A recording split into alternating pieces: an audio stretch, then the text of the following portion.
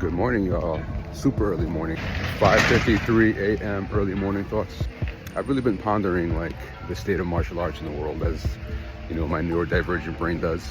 You know, watching all these Bushido videos and McDojo videos, and it's hilarious. I mean, it really is, but it's also sad just to see how easily people allow themselves to get roped in.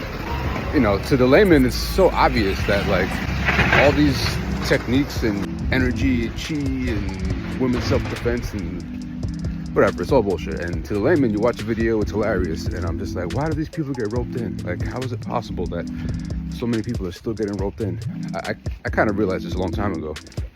The answer is simply that people are just dying to hold on to a tradition that's dead. Martial arts are dead in terms of how they used to exist. You know, all it is now is self-defense. If you pay for a service, if you pay for a martial arts school, the goal should be to defend yourself, to learn how to defend yourself.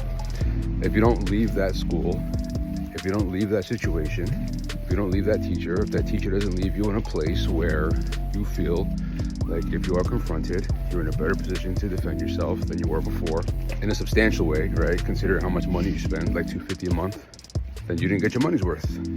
The problem is that everybody wants to live in the ancient days of the mystical martial arts, right? Everybody wants to train under the best teacher, the most powerful teacher who defends their students and guides them and gives them advice through life and, you know, yada, yada, yada. You've seen it in the movies, but it's dead. That has long died. Do you know why it died? Do you know why that culture no longer exists? It's because of money. That's it. It's because of goods and services. Once upon a time, good teachers would be the best fighter in their area, in their town, whatever. They were known, they were respected. People would approach them to learn how to train from them. People would approach them, they would beg them to teach them. They would want to be selected. You know, you had to be selected by your teacher. Nowadays, you got money, you can train, that's it. So what does that mean?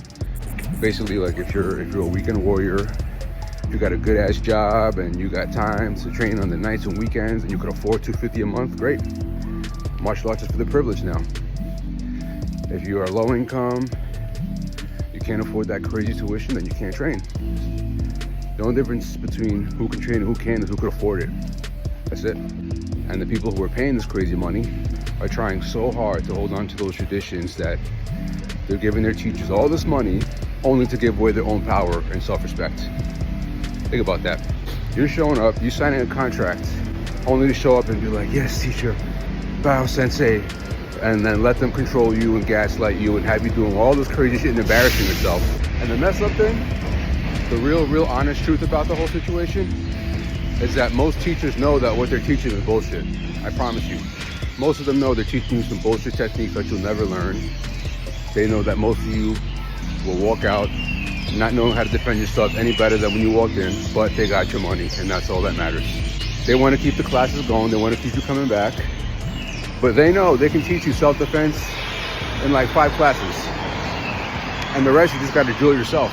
Because the only difference between somebody who can effectively fight and defend themselves is whether or not you're in shape, in physical shape to do the techniques. So you can show me anybody with like years of experience and tons of techniques they know, but if they're in bad shape, I don't feel them. They can't pull it off. Anyway, all that's to say, technique does not equal self-defense. It never will. The only difference between somebody who can defend themselves and somebody who can't is whether or not that person is in shape to do it, and if they're confident, and a few techniques like a punch, a grab, a kick, and the intention. That's it. All the chi saos and flow drills and all the stuff won't matter if you're not in shape. Be in shape. That's the first rule of self-defense. Anyway, love y'all. Peace.